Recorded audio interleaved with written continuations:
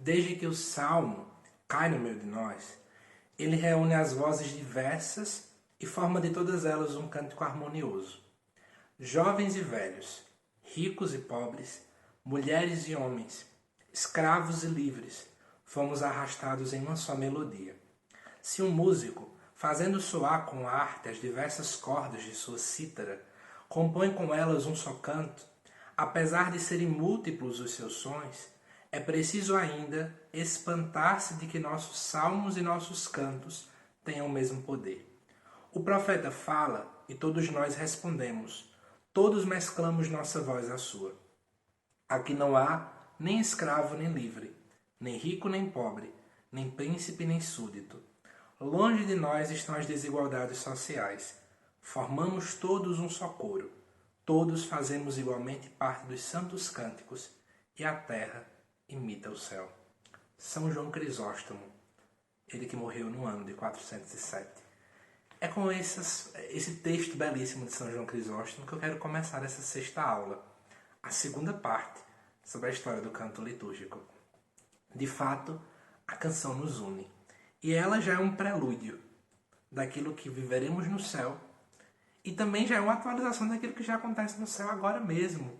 Os anjos estão eternamente a adorar, os santos estão eternamente a adorar junto com Maria, ao nosso Senhor. Vamos começar rezando? Estamos reunidos em nome do Pai, do Filho e do Espírito Santo. Amém. Vinde, Espírito Santo, enchei os corações dos vossos fiéis e acendei neles o fogo do vosso amor. Enviai, Senhor, vosso Santo Espírito, e tudo será criado, e renovareis a face da terra. Oremos. Ó Deus, que instruíste os corações dos vossos fiéis, com a luz do Espírito Santo, fazei que apreciemos retamente todas as coisas, segundo o mesmo Espírito, e gozemos sempre de suas divinas consolações, por Cristo nosso Senhor. Amém. Em nome do Pai, do Filho e do Espírito Santo. Amém.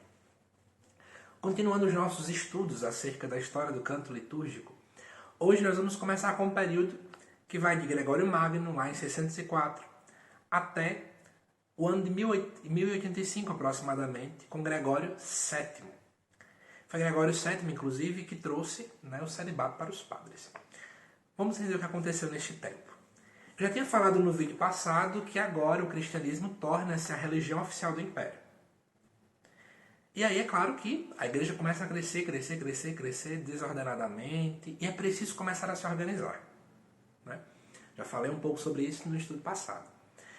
Mas o que começa a acontecer? A igreja começa agora por ter muitas pessoas a esfriar-se. E, portanto, o próprio imperador se viu preocupado, ele teve uma ideia. Vamos trazer um rito de outro local e trazer para cá. Ele trouxe o rito franco, lá da França. Só que ele implantou isso dentro do rito romano. Só que deu graves problemas. Porque o rito franco ele era um rito muito voltado para o sentimentalismo, para o subjetivismo.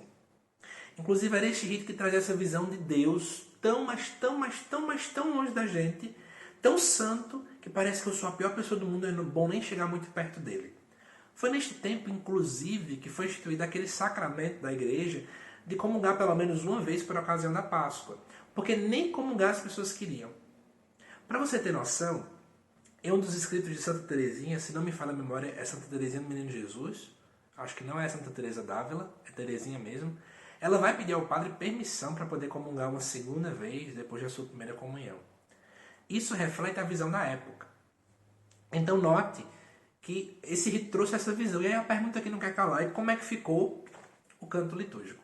Para você começar a entender isso, eu preciso lhe contextualizar. O Papa, ele foi o Papa Gregório, ele que era monge, tornou-se Papa, então ele começou a dizer assim, eu acho que a gente tem que começar agora a fazer uma reforma no clero. Foi daí onde surgiu, inclusive, nesse tempo, o celibato, como uma lei eclesiástica. Então, o que acontece? O Papa fez essa reforma e ele pensou, para poder ajudar a acontecer tudo aqui, eu vou dar formação ao clero, trabalhar a espiritualidade do clero, e muita coisa agora ficou com o clero. Então a gente vê nesse período, por exemplo, algumas coisas começaram a acontecer. Os instrumentos foram banidos da igreja. Agora, o cântico se torna gregoriano, vem de Gregório. Além disso também, é que a gente percebe nesse tempo, né? Começou a se colocar somente os padres para cantar, mas nesse tempo também surgiu uma outra concepção teológica de que o padre não deveria cantar quando ele fosse ordenado, somente o evangelho, porque ao cantar as pessoas poderiam esquecer do mistério e ficar olhando para o padre que canta. Né? Surgiram melodias muito especializadas, complexas, ricas de muitos acordes, de muitas firulas. Os fiéis se emocionavam, choravam, mas eram passivos, não conseguiam cantar, não conseguiam acompanhar nada. Então veja que esse período foi um período de muita complicação, mas antes de você começar a criticar, foi um tempo que a igreja vivenciou, diante de uma frieza que você teve antes. Talvez você diga assim, hoje eu pensaria de modo diferente, por que não pensar assim também? Cada tempo a gente pensa de uma forma, não vamos criticar. E outra coisa, nesse tempo a igreja estava muito preocupada com o desenvolvimento da doutrina sobre a pessoa do Cristo, que tinha muitas heresias. Então muita questão da liturgia ainda estava sendo muito esquecida, né? Vamos continuar. Depois temos aí a música litúrgica de Gregório VII, lá de 1085, até o Concílio de Trento, que foi o concílio vindo justamente após a Reforma Protestante. Esse concílio que aconteceu ali em 1545. Nesse tempo, né, primeiro, teologia se tornou uma disciplina da universidade, então a igreja teve que formalizar sua teologia. Com a Reforma Protestante, a igreja teve que sentar para poder definir direitinho os seus dogmas. Então muita coisa aconteceu. E na liturgia, né, e no canto litúrgico que ocorreu? Eu trago para vocês algumas evidências. São Tomás de Aquino, ele que morreu em 1274, na Suma Teológica, ele dizia que não era para usar instrumentos musicais para não voltar ao costume do judaísmo. Né? Além disso também, ele tem uma visão muito utilitária da música, que a música servia para nós, mas Deus não usava para nada. É uma visão, parece que só a gente precisa, só a música está ali para servir para a gente. E além disso também ele falava que os músicos nem deveriam ser muito vistos na celebração para que não ficassem querendo aplausos. Né? Nesse tempo teve uma burocracia muito grande, surgiu a polifonia, muitas vozes nos cânticos, e o que o pessoal fez? Já que não pode cantar na missa, começaram a criar procissões, romarias. Provavelmente foi nessa época que surgiu o ofício da Imaculada Conceição, por exemplo, né? Coisas fáceis de o povo cantar. Já que eu não posso cantar na missa, eu vou cantar fora da missa. Né? E aí, nessa época de Trento, queria avisar isso para você, tentaram voltar às origens da igreja. Porque viram que a igreja não estava muito bem, a coisa estava muito complicada. Mas não tinham a tecnologia que temos hoje de poder olhar, por exemplo, os textos dos primeiros padres da igreja. Então veja que era um tempo diferente de hoje, não é verdade? Continuando, já finalizando agora o nosso estudo sobre a história em si, de Trento até o século XIX, o que aconteceu? Nesse tempo surgiu o Barroco influenciou a igreja. Né? Pintura de tetos, paredes de mármore, com ouro também. Surgiu o coro, que é essa parte, né, que se encontra na parte de trás da igreja, mais alta, em Pocinhos, por exemplo, tem. Refletindo o que? A separação da música da assembleia. Só os cantores devem cantar mais. Né? Se valorizou o órgão como rei dos instrumentos. Né? E também, no século XVIII, começou a surgir uma vontade do povo poder participar. O povo se sentia muito descontente. E aí teve-se um sínodo em Pistoia, em 1797, onde se pediu músicas mais simples, participação do povo e que adaptasse as palavras para que fossem mais conhecidas do povo. Só que essas mudanças não aconteceram. Então, no século XIX, surgiu aí uma grande aversão da música profana. Parece que a igreja é santa, santa, santa, o mundo é muito pecador, então nada que tenha lá a gente pode trazer para cá. Né? Então, por isso as proibições de alguns instrumentos. Por exemplo, no início do século XX, o Papa Pio X, ele faz um moto próprio, onde ele fala que não pode tocar teclado na missa, por exemplo. Essa visão, né? O mundo usa teclado, a igreja não pode. Só que aí no século XX surgiu o movimento litúrgico. Para você entender, mais cursos de teologia, os leigos começam a aprender mais, começam -se a discutir nas universidades, em retiros, em congressos, enfim. E o povo começa a entender, olha, no início da igreja não era assim não. O povo participava. No início da igreja as coisas eram muito diferentes. Né? A Eucaristia era banquete. Né?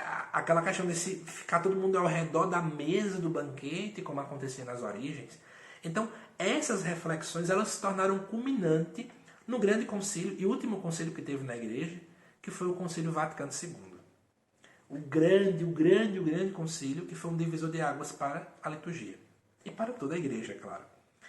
E aí a gente pode perceber que alguns avanços que o Concílio Vaticano II trouxe foi especialmente a participação ativa, consciente e plena de toda a Assembleia, assim aproximando liturgia e vida. De novo, participação ativa, consciente e plena de toda a Assembleia, aproximando liturgia e vida.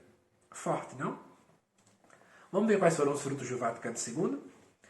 Lá teve o grande documento, o Sacrosanctum Concilium. Eu já falei muito sobre ele em outras aulas. Vamos ver algumas coisas e eu vou pontuando e comentando com vocês. Primeiro, a participação do povo da Assembleia é de fundamental importância na Santa Missa. Por isso que essa história, por exemplo, às vezes dói meu coração. Já vi catedrais em que só seminaristas leem. Dói meu coração quando eu vejo isso. O leigo tem que participar. A Assembleia precisa participar. Não é? Lembra do que eu falava? Mulheres que nem podiam, né, ali estar. A Assembleia que não podia cantar. Só quem podia cantar era cantor. Muito complicado, né, gente? Muito complicado. Mas hoje, participação do povo em tudo. Só não é claro sendo padre. O padre é padre, leigo é leigo. Mas cada um tem sua função. Né? Canto e missa são sinais vivos e símbolo do aqui e agora. Por que eu falo isso? Quando eu, por exemplo, canto na missa, tem um canto que eu gosto muito, que vai dizer assim: somos a noiva que caminha rumo ao altar. E eu, homem mesmo, vou cantar somos a noiva que caminha rumo ao altar, porque eu sou igreja. Olha que realidade bonita. Porque nós somos, a igreja noiva de Cristo. Cristo é o noivo. Mas você consegue ver isso? Você vê a igreja vestida de noiva? Não, né, gente? Então, essa é uma realidade do aqui e agora, mas é um sinal. Aponta para uma realidade que eu não consigo ver. Por isso que o canto e a música, ela faz parte, né, da dimensão sacramental. Lembra? Sacramental, que eu já falei em outras aulas, sacramental aponta para uma realidade que eu não vejo. O meu cantar e o seu cantar é para uma realidade que eu não vejo. Não venha me dizer que você vê pão e vê vinho. Ou melhor, você vê corpo e vê sangue. Você vê pão e vinho, não corpo e sangue. Mas eu canto numa canção, por exemplo, o corpo e o sangue. É uma realidade invisível, mas que é real. Entende? Outra coisa, o canto e a música estão a serviço do mistério de fé. Atenção, a igreja não está a serviço de você. Você e eu estamos a serviço da igreja. Por isso que eu, para poder gravar esses vídeos, estudo, leio, releio, vou, penso, reviso, pergunto, pesquiso, porque eu estou a serviço da igreja. Você, como cantor, está a serviço da igreja. Então eu não vou cantar o que eu quero. Eu tenho que cantar o que o mistério me pede. O mistério fala o que hoje? Eu preciso fazer isso. Não é? E é isso que eu já coloquei aqui no próximo ponto. O que deve prevalecer do canto não são os gostos ou vontades individuais, mas a essencialidade do ministério. Ah, mas eu gosto muito daquela música, ela é tão bonita, eu queria colocá-la hoje. A liturgia te pede isso? Não, então você não vai colocar. O foco não sou eu não sou o centro do mistério. O centro do mistério é o toque de Deus que me toca. É o Cristo, Ele é o centro. Eu tenho que fazer tudo diante dEle, voltado para Ele, para a realidade dEle que eu estou a celebrar. Não é a minha vontade. Isso é importante, né? E eu queria até pontuar um pouco disso aqui, para vocês entenderem, que eu já vi gente falando assim: ah, mas aquela canção o pessoal chora tanto. Eu não sabia que a missa era um velório para o pessoal chorar. Porque o local que é literalmente o local propício para choro é isso. Ah, Lucas, mas as pessoas choram e mudam de vida. Chorar não faz mudar de vida, viu, gente? Desculpa falar. Faz mudar de vida é vontade, decisão por fazer a vontade de Deus. E, obviamente, criar vergonha na cara para mudar de vida. A verdade é essa. A tua música tem que apontar para o Cristo, porque quem muda a vida é Cristo. Quem muda a vida é Ele. Eu não mudo a vida de ninguém. Você não muda a vida de ninguém. Quem muda é Jesus. Ele que pode tudo fazer, a gente não pode fazer nada. É Ele que faz tudo. A gente fica naquela, mas leva, as pessoas se emocionam, as pessoas isso. Gente, o nosso objetivo não é fazer da missa quase que uma sessão, uma terapia psicológica. Nosso objetivo na missa é celebrar o mistério. levar o toque de Deus para as pessoas. Entende? Continuando. Os repertórios passados e novas criações devem ser valorizados em virtude de valorizar a cerimônia. Note, eu queria comentar uma coisa com vocês. Imagina que todas as missas cantássemos as mesmas músicas, sejam elas novas ou antigas. Mesmo canto de abertura, ato penitencial até o canto final. Percebe que as pessoas iam achar aquela coisa quase que monótona? Porque parece que é as mesmas músicas sempre. Gente, atenção. Tudo tem que ser sinal do mistério, né? Então em cada missa tem alguma canção diferente, tem uma leitura diferente, tem um evangelho diferente. O Cristo mostra seu amor de forma nova. Até isso é sinal. Por isso que às vezes me dói muito quando eu vejo, por um lado, o apego de pessoas só a canções antigas, por outro lado, o apego de pessoas só a canções novas. Gente, equilíbrio. Unam as coisas. Em Cristo, o novo e o velho se atualiza sempre. E outra coisa. Foca no Cristo. Cristo não é novo nem é velho, ele é. Ele é, Cristo é. E sendo, eu preciso cantar o Cristo. Tá dando para entender? Isso é importante. Outra coisa. O cântico, segundo a Sacrosanctum Concilium 112, o canto é parte integrante da liturgia. Nós agimos na liturgia de modo integral. Fazemos parte da liturgia, não somos um adereço que está ali de enfeite. Não, nós somos liturgia. A música litúrgica está enraizada na tradição bíblico-litúrgica. Logo, todo canto tem que ter inspiração bíblica. Os cânticos têm que ter inspiração bíblica na missa, viu, meu irmão, minha irmã? Ah, mas aquela canção é tão bonita. Beleza. Ela não se encaixa na missa se ela não for de inspiração bíblica. Isso é importante. É memorial. Todos os cantos, palavras, melodias, ritmos, harmonias, gestos, etc., têm que nos levar a recordar os fatos salvíficos. Até o ficar em pé, até o sentar na missa, até o estar na procissão, tem um simbolismo que aponta para o fato salvífico. O nosso cantar também é memorial. Vou dar um exemplo. O ato penitencial, segundo as regras que a nossa igreja nos traz, as regras litúrgicas, tem que ter o Senhor tem de piedade, Cristo tem de piedade, Senhor tem de piedade. Ponto. E os outros acréscimos? Muitos deles podem ser da história de salvação. E não é problema. Entende? E é o mais que correto, né? Continuando. Tem papel pedagógico de levar a comunidade celebrante a penetrar mais profundamente no mistério de Cristo. A nossa canção ajuda as pessoas a entrarem no mistério. A música brota da ação do Espírito Santo. É Ele quem age em nós. Manifesta o caráter ministerial de toda a igreja. Nem sempre todos precisam cantar tudo. Às vezes eu vejo esse problema muito grande. Vamos colocar essa canção porque todo mundo conhece. Gente, tudo precisa ser cantado por todo mundo na missa? A resposta é não. Eu vou dar um exemplo já agora para começar. Sabe que comunhão é comida? Todo mundo está comendo.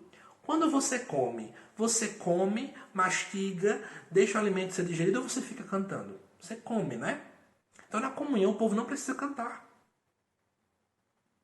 Inclusive, se nem quiser colocar cântico de comunhão, não precisa se colocar. Pode só colocar um instrumental.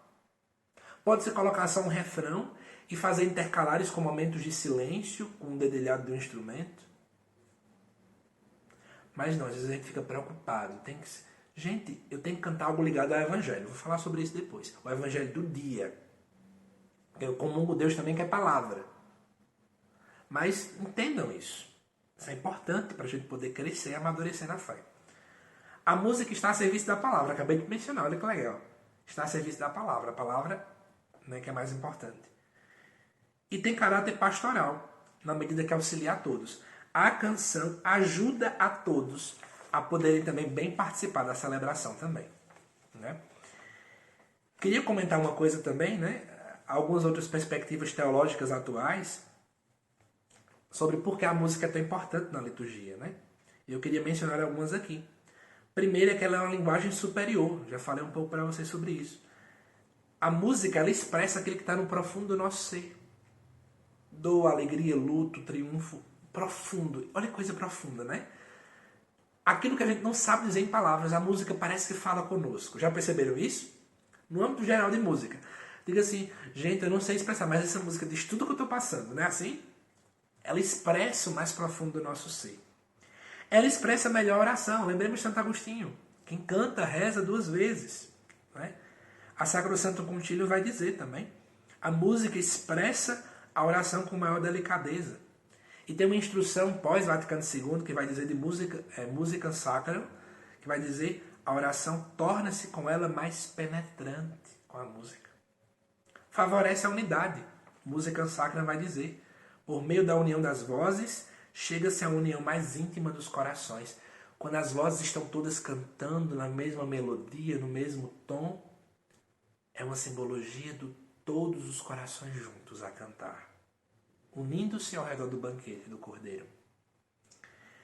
Enriquece e soleniza a celebração. Já percebeu que música gera festa? Eucaristia é festa. É solenidade. Por isso essa importância tão grande, não é? E exerce uma função ministerial, não é? Porque ela faz com que nós, ministros de canto, esqueçamos quem nós somos em função de uma atividade sagrada infinitamente maior. Não é? Isso é muito bonito. Outra coisa que eu também queria poder mencionar é que a canção ela potencializa a palavra. A canção ela sai do coração e chega ao coração. Então ela dá poder, dá força à palavra. Né? Ela dá uma intensidade, uma força infinitamente maior. Né? E também quero pontuar uma coisa, ninguém está na missa, ou em qualquer outra ação litúrgica, para cantar ou tocar para o povo, mas com o povo. Eu estou ali, não para que o outro, como José Lucas canta bem. Eu canto com o povo. Ô Lucas, mas e se você cantou uma canção que ninguém cantou? Então a sua voz também é a voz do povo. Olha que profundo. A sua voz também é a voz do povo. Porque na Assembleia pode ter aquele irmão, aquela irmã que é desafinada, não sabe cantar. Ele talvez vai ficar calado só ouvindo. Mas eu estou cantando também por ele. Com ele e por ele. Mas não para ele. Cantamos para Deus e com o povo. Bonito, né? E aí eu também queria pontuar algumas coisas sobre a Sacrosanto Concílio. Ela vai dizer que a música ela é mais santa quanto mais estiver ligada à ação litúrgica. Por isso a importância de termos tido 4 aulas sobre liturgia antes de chegarmos aqui. Né? Eu também queria pontuar outra coisa para vocês. A música sacra, né, que é uma instrução de 1967, ela vai também dizer uma coisa muito bonita. A participação ativa que o Vaticano II pede é, antes de tudo, interior, mas também exterior. Por que eu estou falando isso? Bento XVI fala algo muito bonito. Ele fala que, às vezes, a gente tem um apego muito grande para que todo mundo, nessa participação ativa, todo mundo tem que cantar, todo mundo tem que fazer isso, todo mundo tem que fazer aquilo outro. Mas ele diz assim, a participação ativa também é interior. Quando eu não conheço aquele cântico de comunhão, mas ali na fila da comunhão, me aproximando da Eucaristia, eu comungo, eu vou para o meu lugar, eu rumino Deus que é palavra, e ouvindo, eu lembro do Evangelho porque estão cantando isso, aquilo rumina dentro de mim. Isso é ativamente também. Mesmo sem ser externo, internamente já é. Entende? Porque daqui a pouco a gente vai querer dizer que é para até um leigo ir lá para o altar fazer a homilia. Sendo que esse não é nosso ministério, esse é o ministério do padre. Cada um tem a sua função. Ponto. Então, se a gente começar esse foco em participação ativa, daqui a pouco chegamos em absurdo. O interior também. Né? E aí, comentando agora a parte mais recente, São João Paulo II fez algumas cartas aos artistas e ele menciona, né? Todos os artistas têm que ter criatividade. A nossa arte tem que levar ao ressuscitado. Tem que levar o mundo a compreender que já está redimido, já está salvo em Jesus. E o mundo precisa de artistas. Entenda, o mundo precisa de você, que está assistindo essa aula, da sua arte, para que os seus corações, de fato, se amoleçam, digamos assim, né, na presença de Deus. Já o Papa Francisco, né, vai dizer algumas coisas muito bonitas. Faça do canto uma melodia que favoreça a oração. Ele também já chegou a dizer outras 4 frases que eu anotei aqui. Uma música bonita e boa é um instrumento privilegiado para se chegar ao transcendente. A música geral e a sacra criam pontes, aproximam pessoas até as mais distantes. Tu tem ideia que na missa, desde o mais rico até o mais pobre cantam a mesma música, estão ouvindo a mesma canção, estão vivenciando o mesmo mistério? É privilégio, presente de Deus, poder expressar a arte musical. Você sim que está me assistindo. É privilégio, viu? É dom, é presente de Deus. Não é seu dom, não. Pare de querer fazer o que você quer. É dom de Deus. É Deus que nos dá. Somos um só. É um só coração, um só corpo e cantamos. A uma só voz. A única fé. A nossa única fé. Veja, somos um só o corpo, coração e cantamos a uma só voz a nossa única fé. O canto gera unidade. Que bonito. E finalizando, eu tenho algumas coisas para poder pontuar agora sobre o Brasil. A CNBB também publicou coisas. A CNBB tem um documento de número 79 que fala a música litúrgica no Brasil. Eu queria finalizar pontuando que ela traz pontos positivos e negativos dentro da realidade brasileira atual. Pontos positivos. Nós vemos novos instrumentos. Tem paróquia com sanfona, tem paróquia com bateria, tem paróquia com teclado, tem paróquia com carrom, violão, guitarra. Quando são bem tocados, se encaixam muito perfeitamente. E isso é positivo. Repertório amplo e variado. Tem muitos ministérios com muitos repertórios. Eu queria contar até um exemplo meu. Eu fui tocar recentemente em uma missa na paróquia de Bodocongó. Ia ser um padre, e esse padre me disse que não ia cantar ato penitencial, não ia cantar santo, não ia cantar nada, né? Tudo bem. Só que de última hora trocou o padre, eu digo, meu Deus, eu vou procurar esse padre para saber se é a mesma coisa. 5 minutos antes da missa começar, o padre chega. Aí eu fui lá, padre, olha, o outro padre me contou assim, assim, assado, vai ser assim, aí ele não, vai cantar tudo isso.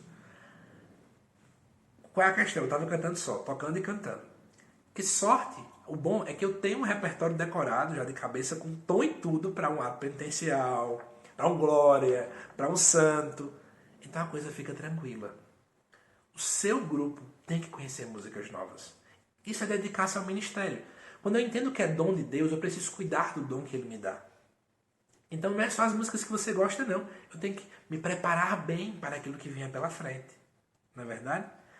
A Bíblia também tem sido aqui no Brasil de muitas canções litúrgicas, a fonte de inspiração, né? Novas melodias para o salmo, novas composições para partes fixas. Hoje a gente vê no YouTube várias melodias para os salmos, isso é algo positivo, né? Introduções de refrões meditativos no início da celebração. Quantos ministérios de música colocam um pequeno mantra, uma pequena canção mais espiritual, mais calma antes de começar uma missa? Isso é muito positivo, né? E muitos ministérios muito responsáveis, inclusive você que está fazendo esse curso, você é uma pessoa muito responsável. Você é uma pessoa que está preocupada em servir melhor, mesmo que você não seja do canto. Mas isso é bom. Mas eu vou terminar falando dos pontos negativos, e já puxando a orelha de quem está me assistindo. Primeiro, muitos músicos não se envolvem totalmente e acabam não vivendo a liturgia. Já participei de alguns grupos de cantos que eles nem sabem o que está sendo celebrado. Se hoje é dia da Assunção de Nossa Senhora, se é Natal, se é Advento. E aí fica uma pessoa que leva tudo pronto para aquela pessoa no ensaio, ela apenas toca, não entende nem o que está acontecendo na missa. Gente, isso não pode acontecer. Nós fazemos parte da liturgia. Somos membros ativos, atuantes. Temos que ser. Eu fico me questionando, se eu não vivo bem aquilo dali, como é que eu vou levar os outros a viverem? Boa pergunta, não é? Só a graça de Deus. Mas eu tenho que fazer a minha parte. Outra coisa. Ministérios de música que não favorecem a participação ativa dos fiéis. Tem ministérios de música que querem colocar o tempo inteiro na missa várias firulas nas canções, ao ponto de serem estrelismos mesmo. Lucas, não posso fazer nenhum enfeite, hora nenhuma. Você pode. Mas você vai cantar uma canção que na sua paróquia já é costume do povo cantar de tal melodia. Para que você vai mudar de última hora? Para o povo não cantar? Ora, tem que ter essa noção. Note, quando eu falo isso aqui, eu não estou querendo dizer que você nunca vai poder colocar uma canção tão antiga ou tão nova que ninguém entenda, porque está nos dois extremos. Não, vez ou outra o povo pode sim ouvir. E ouvir com o coração, rezar com o coração. Mas estou querendo dizer que você tem que ajudar o povo a isso. Por exemplo, especialmente vai para os salmistas. Melodias dificílimas. Não importa quem é a pessoa que criou a sua melodia. Você pode criar a sua própria melodia também, que não está errado. Mas a minha questão é se você está facilitando o povo a rezar com o seu salmo e o povo vai responder o seu salmo também. Outra coisa, por chegar atrasado na igreja para preparar os instrumentos, por exemplo, é excesso de ruído. É microfone dando microfonia, é violão que não pega, é um vai na sacristia, volta da sacristia, vai para lá, é um sai para beber água, é um sai para repassar uma música. Gente do céu, o foco tem que ser o mistério. Não é você, meu amado irmão, nem pode ser o padre, imagina você. É o mistério que é o foco. Tá dando para entender? Outra coisa, se percebe o medo do silêncio, o povo parece ter medo de se calar. Parece que a gente tem medo de parar de tocar um violão. Eu falo isso porque eu toco violão. Parece ter medo de parar de tocar violão. Parece que tem medo de desligar o microfone. Parece que tem medo de não cantar tal música. Não tem problema. Não tem problema. De ficar um belo silêncio. Tá dando para entender? Parece que a música é um tapa-buraco, né? Quando o padre tá ali na preparação das oferendas, vamos tapar o buraco tocando. Não tem problema. Não tem. Outra coisa também, problemas de regulagem. Instrumentos altos demais e microfones baixos demais. Meu irmão, minha irmã, o mistério é falado com as palavras bíblicas. A voz é mais importante que o instrumento. Né? O instrumento acompanha a voz, e não o contrário. Não é a voz que acompanha o instrumento. Né?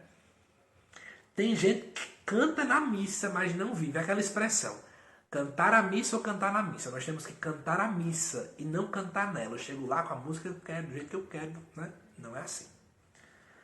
Às vezes, tem gente que tem um apego só por música nova ou só por música velha, e às vezes é se da velha porque não quer nunca se abrir ao novo, né?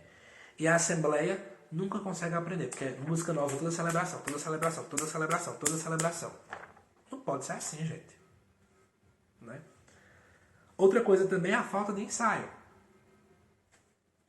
Ninguém quer ensaiar. E agora, nessa época de pandemia, a gente usa mais desculpa ainda. Não, porque é época de pandemia, eu sei que na pandemia tudo fica mais difícil. Mas antes da pandemia, muita gente não ensaia. Né? Eu dou até uma sugestão para essa questão do povo não aprender os cânticos. Por que não unir os ministérios, por exemplo, e combinar durante esse mês, todo mundo canta o mesmo ato penitencial, o mesmo santo e o mesmo glória. Aí no outro mês, todo mundo vai cantar o mesmo ato, o mesmo santo e o mesmo glória que outra equipe escolha. Assim, todos podem colocar algum tipo de canto que conhece. Aquela equipe que tiver pessoas que conhecem mais cânticos antigos traz a sua riqueza. Aqueles que têm cânticos mais novos traz a sua riqueza. E todo mundo bebe da riqueza. O pessoal indo para a missa sempre escutando o mesmo canto que eles memorizarão. E nós, músicos, aprenderemos canções novas e não ficaremos no nosso comodismo. Continuando, a equipe de canto não é um anexo à liturgia. Como também salmistas. Todos são integrantes da liturgia. Parece que é assim. Quem lê tem que participar de uma vivência. Quem lê tem que conhecer a primeira leitura, segunda leitura, salmo e evangelho. Mas quem canta o salmo só aprende o seu salmo. E quem toca as músicas aprende o salmo porque vai ter que tocar. Senão nem isso aprende. Gente, a liturgia está a serviço da palavra também. Então eu preciso, obrigatoriamente, também entender o mistério que eu estou celebrando. E outra coisa para terminar. 2 problemas que são encontrados aqui. Ou um grande dever de intimismo na missa. Parece que as coisas que eu tenho que colocar é só eu e Deus, só eu e Deus, só eu e Deus. Não tem um irmão do lado. Que Deus é esse que nos leva a se isolar do outro que está ao nosso lado? Deus não é assim. A própria Santíssima Trindade. Deus não é solitário, Ele é 3 pessoas em uma. Eu tenho que levar a música, eu tenho que me levar a viver com o irmão, a fé com o irmão. E, às vezes, querem usar uma ideologia na missa. Teve até um vídeo que viralizou recentemente, eu queria falar sobre esse vídeo. É uma canção que o padre fez uma crítica, e uma crítica correta. Uma canção muito conhecida, quando o dia da paz renascer, né, que vai dizer: vai ser tão bonito se ouvir a canção cantada de novo, no olhar do homem a certeza do irmão. Eu não lembro direito a letra. Mas vai dizer um momento que é o reinado do povo. Quem é que reina? É o povo? Não. E uma equipe de canto cantou isso no canto de abertura da missa. Não, gente. De forma nenhuma. Quem reina é Jesus, é o reinado de Cristo, não é o reinado do povo. O povo só faz besteira, foi o que o padre falou. A missa não é local para ideologias, nem para intimismo. É local para o mistério. Coloque isso na sua cabeça. Espero que você tenha gostado dessa aula. Muitas riquezas, passei do tempo, já está em 35 minutos. Mas eu queria finalizar com uma frase que eu guardei para agora. Santo Agostinho diz assim: o canto do louvor nesta terra é um treinamento e um começo do canto de louvor na celestial Jerusalém. Em outras palavras, o que nós cantamos hoje é um treinamento, é um começo do canto que cantaremos no céu. Trouxe os problemas, trouxe a história, para que o seu coração agora se sinta impelido, motivado e inquieto para pensar assim: eu preciso me formar. Eu preciso saber o que cantar na missa. Eu preciso saber o que fazer. Eu preciso ter zelo. Eu preciso ter responsabilidade. Se você já tem, eu louvo a Deus por isso. Se você sente que não tinha, não estou aqui para te condenar. Mas estou aqui para dizer: vamos juntos aprender mais sobre o canto litúrgico. Essa aula de hoje é uma aula espécie de divisor de águas. A partir de agora, nós vamos focar em partes mais práticas sobre o canto litúrgico. Isto é, nas próximas aulas eu vou falar para você o que cantar na missa, o que cantar em cada parte da missa, o que cantar em cada tempo litúrgico, e assim sucessivamente. Mas lembre-se, tudo que você faz agora é um treinamento, é um começo para aquilo que vamos fazer eternamente no céu. Que Deus te abençoe e zelo pelo seu ministério.